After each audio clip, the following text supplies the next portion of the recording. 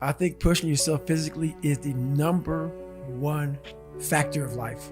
That is the true spot where you can really dive deep into. Life's about self-discipline. It is about self-discipline. We tend to do the things that are easy. And that is it builds no mental toughness. It builds no mental hardening. It builds nothing. When you working out is where you can build that the fastest, because it's a constant, it gives you instant feedback. Yeah, you may not lose the weight you want to real fast, but the discipline it takes, it transfers over to all aspects of your life. It's not, people, man, why are you always working out? Stop looking at it that way.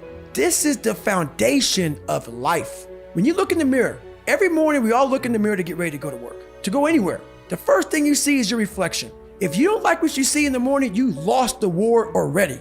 It's not about even liking what you see. It's about looking in the mirror and you may start, man, I feel different. That reflection is not everything. It's a feeling you're supposed to get.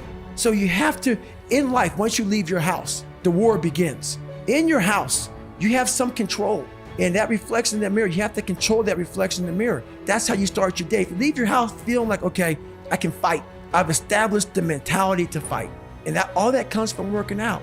It's not just from, you can't find that in the office. Well, my morning routine is every day I get up and run. Every single day. Because why? I hate that the most. You have to do something that sucks every day. Because why? Once you overcome the suck, now you're powerful. You've overcome yourself already. So now you're ready to battle.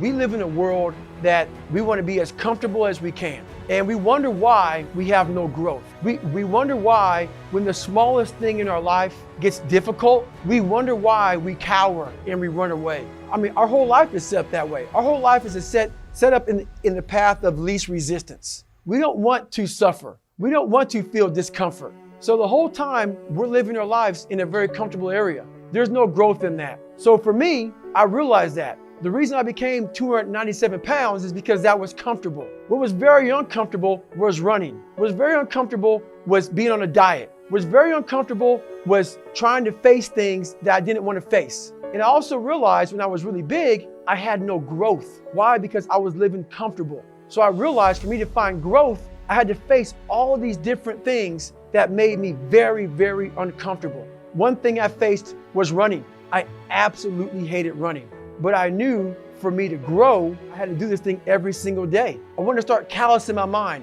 I wanted to start becoming a better person. And how you become a better person, how you gain mental toughness, how you become the person you want to be, is constantly facing the things that you don't want to face. If you constantly run away from things that you don't want to face, how is there growth? How is there mental toughness? I can give you a class all day long about self-talk, visualization, eat an elephant one bite at a time. But if you're never putting yourself in a situation to actually practice these things, you're never going to grow. I can't put you out there we're all going through a battle in our mind. The whole thing about it is that your mind has the ultimate tactical advantage over you. It knows your insecurities, knows your fears, it knows your self-doubts, it knows all those creepy spots that we want to stay clear of. So our mind keeps us from those spots. So the whole 40% rule was I was living my whole life kind of going away from those spots that made me very uncomfortable. Because my mind was saying, you're not good here, you're not good there. So what happens is when you get in these situations where you need more, it's like a car has a governor. So, some cars have governors on it. You can go 130, but the governor's set for 92. So you're sitting there trying to race a Corvette. The Corvette flies by, but you're like, God, I wish this governor was off. Our brain has a governor also. Whenever it gets to those fears, those insecurities, those issues that we haven't dealt with in life, the governor comes on and we can't go past that. I may motivate some people today for this 4 minutes I'm on TV. Oh my God, I'm gonna do something, I'm gonna do that. Great. But let's say it's real cold out in New York City. Let's say it's 30 degrees. You go outside, you get your gloves on, you go for a 5-mile run. Everything I said is gone. That's motivation.